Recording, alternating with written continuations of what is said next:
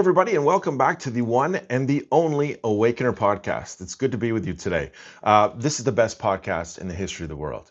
And it's mainly due to the information that I talk about. And you can search high and you can search low all over the internet. You can go on Facebook, find all these influencers. You'll never find somebody like me. And what I talk about really is a war that's happening on the Western world that most people can't identify. Now, if you're new to this podcast and you're subscribing, whatever the case may be, or going to my website, which is theawakener.ca, I don't do podcasts all the time. So I'm not going anywhere. Obviously, I haven't dropped one in 3 weeks. And that's mainly because things that are happening have not changed. I don't talk about the day-to-day occurrences. I come on here and I talk about things when I think things needed to be talked about, which means if something happens in the news or something, an event occurs, I'll talk about that and how it relates to really what is happening and what is going on. The best part of this podcast is actually not the current episode. It is actually the previous episodes. If you go on my previous episodes and you even listen to the last show I did, I told you when everybody was saying there was going to be peace with Iran and there was going to be this and there was going to be that, I was telling you no. Whenever he told you that Trump was here to basically bring in world peace and everything was going to be wonderful, I told you no. I lost a lot of followers for telling you my opinion and what is happening, but the end result is I'm right. And why am I right? Because I can identify what people are doing. I can see the war. And to really understand this complexity, you need to go to theawakener.ca. That's my website, theawakener.ca, one word. And if you read everything, you'll understand why events are happening today. I usually start every single episode with why that's happening, but today that I'm not. So if you're new, I'm going to talk about a bunch of things and it might go over your head and you might not understand why. But again, listen to my old shows. So in the last episode, once again, I talked to you about there wouldn't be peace with Iran. And this is a bunch of nonsense. And Trump was basically kind of organizing the general public to believe that he was actually the peacemaker in all this. Now, if you know that a huge war is going to happen as a result of something happening in the world, you would want to be a peacemaker before the destruction and the death and everything that happens, because you want to come across as I did my best to negotiate with these people. I did my best to not have things go down this route. They went down this route, but unfortunately, it's just really, it's horrible. And that's specifically what he's doing. Everything that has happened already has already been signed off on. And when COVID came out of that lab, with Red Dawn on that hat, like I've explained and shown you on my website, the World War had already started. It's already starting because of what COVID is, what the vaccine is, and blackmail. And I've explained that again on the website, and I'm not going to go into that. But I will try to explain to you in detail that the general populace is starting to awaken to the fact that they are in a world war. They are starting to awaken to the fact that they are infiltrated, that the government that is kind of controlling the world, the Western world right now, this establishment government, is kind of up to some nefarious kind of things. And really, people are on kind of a lineage of completely kind of having their entire world viewpoint changed. The Iron Curtain collapse was faked. Russia's engaging in our elections, which obviously, like the release that came out, the DNI release, President Trump talked about, and obviously the Chinese are interfering as well. Now, first of all, with the Russian influence, you can view this document, which was released, and all the DNI releases, because there's lots of them. Okay, there's one about James Clapper, there's one about Crossfire Hurricane.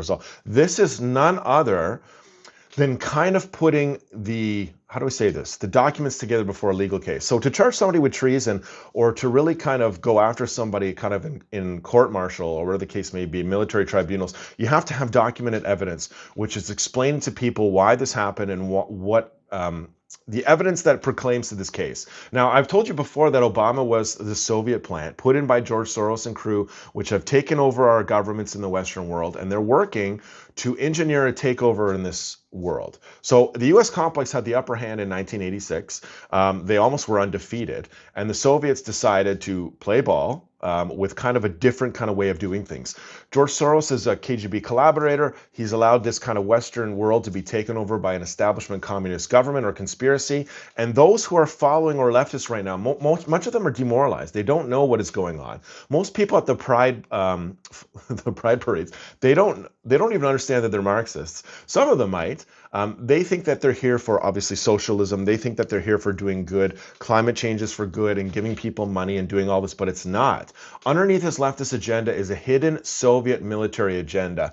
And obviously there are people inside the government, the establishment, like Carney, Trudeau, Freeland, people that I'm speculating, Hillary, Obama, that know what is going on and are part of this war against the Western world. This is to swing the world where Russia and China control the majority of this world, and the Western world becomes a Chinese speck. That includes all their belief structure, all their ideology. That includes wiping Israel off the map. And if you're familiar with the Russian war on Israel since the Soviet Union obviously came about, you'll understand really what is happening and how the things have kind of come into place the way they are. So let's talk about Chinese influence, because everyone's talking about it right now. And I told you that Biden received all these mail-in ballots, and a lot of people back in the day were like, no, this isn't the case. And I told you so. I told you so that the Chinese basically hacked the system to generate a bunch of ballots. I didn't know that they did it through driver's licenses, or the way that it was kind of shown to you on TV, that the media is telling you, oh, nothing ever happened here, but the New York Times is reporting that this might have been the case. I told you that they basically created a bunch of fraudulent ballots, and these ballots were to put in Joe Biden. And really everyone in the general populace is learning about the mail-in balloting. They're learning about our elections are not secure, but they're not asking the major question.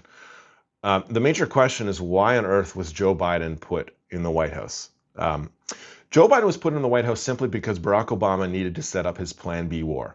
His Plan B war are the same EMP weapons in space that he was working, obviously, with Russia and China to do, and procuring the U.S. uranium to obviously go over there so that they could accomplish this war against us, and they could do this without anybody being the wiser. The establishment government here in the Western world after this war would say, listen, we lost this war, and the Western world turned into a speckle of what it was because some U.S. material blew up in the atmosphere, and it was just an accident. They beat us, and you have to settle for the way things are now, which is they dominate us and they control us.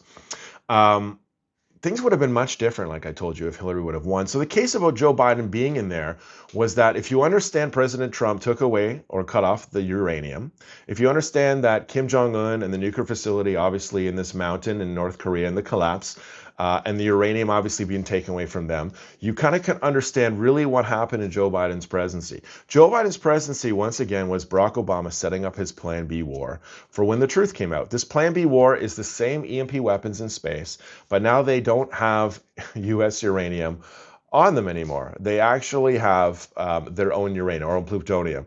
And this brings with it a bunch of problems. So contingency plans have a bunch of problems because, once again, this plutonium or uranium is going to be traceable after this war, and the truth will set you free. Realistically, they were going to lie at us. It was going to be all a walk in the park for Plan A. But as you know, with Plan B and it turning into a shootout, it's no longer going to be a walk in the park. Everybody's going to know. So in the case of Chinese influence and Joe Biden, I talked to you. Why on earth did the Chinese spy balloon go over the Minuteman sites in, obviously, Montana and that area? Well, simply put, they're kind of the key to the nuclear the nuclear triad. In a sense, the Ohio-class submarines bring all the devastation, and so can the Minuteman sites, but the Minuteman sites are placed there to be basically the absorption. So China and Russia are forced to expend most of their nuclear arsenal trying to take out these missile sites in Montana and surrounding areas because of the threat they are. And this leads to basically most of the continental U.S.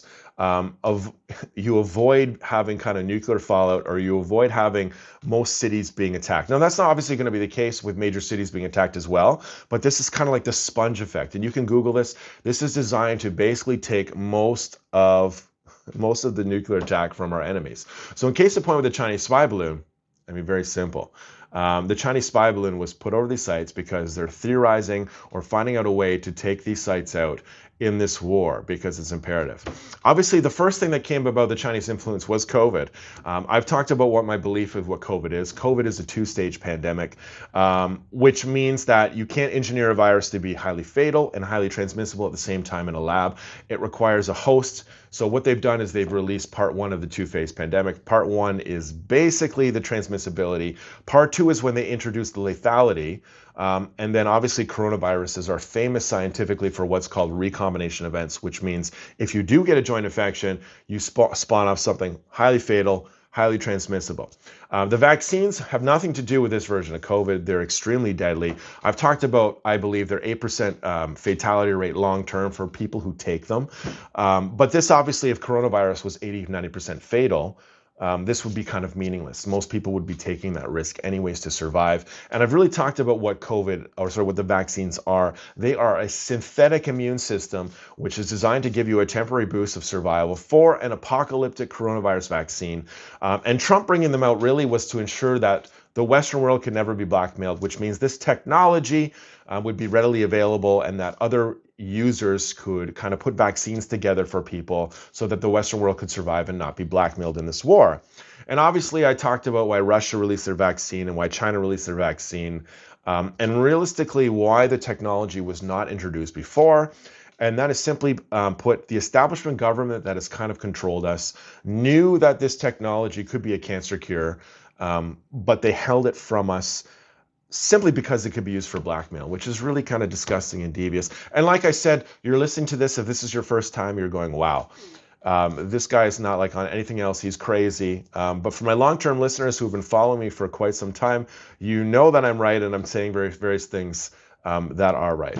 So realistically, what is going to happen, ladies and gentlemen? So I've been talking to you about purpose of Trump and what he's doing. Now, Trump knows obviously the final answer. He knows that Obama was a Soviet plant. He knows about Soros and crew and the Iron Curtain collapse.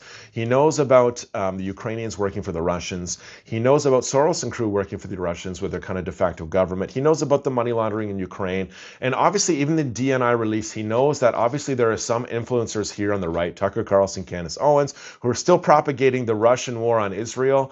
And it all makes sense in the end. And obviously the leftists that are communists too, they're all in this together in this war against the Western world. So he knows the final answer. The problem is you can't tell people the final answer right away because number one, it's not believable. It's just like the same thing when I have people who find this podcast and they listen to me. This doesn't seem believable. And the reason it doesn't seem believable is because I'm far ahead of the curve. I'm already talking about something which is going to come next. Which the general public is not talking about and they don't understand, yet I somehow understand it because I understand things that have happened before and things that I've talked about, which will make sense. This podcast will make sense in the end, which in the end, I believe people will kind of see this and go, wow, this guy was well ahead of his time. So realistically, this society is kind of waking up and people will understand this war in the Western world in its entirety much later. But as you know, we're a lot closer now than we were 4 years ago. And if you thought I was crazy for now, the people who listened to me 4 years ago, or even 8 years ago, wow, you guys thought I was nuts. If you were actually one that have been listening to me, if you've been listening to me for the last 8 or so years, send me an email or drop a comment or whatever you want to do because I'm really interested because I don't know how you did it. I mean, I have people call me, my old work, people call me and they say, how on earth did you know this stuff? Why were you so patient with us when you kind of knew what was happening? It's just the way it is. I understand the war, ladies and gentlemen, and that's all there is to it, really. So go to my website, theawakener.ca. I'm not going away. Like I said, I do episodes whenever kind of it's convenient for me. I do have obviously a life and I do have a job and I do things and business is really, really busy and chaotic this year, more so than any other year before. But I love doing this and I will continue to do this. It's just part of me right now. Okay, so that's it for now, ladies and gentlemen. I hope you guys have a great week. I'll be back soon and we'll talk about more of this stuff. Take care.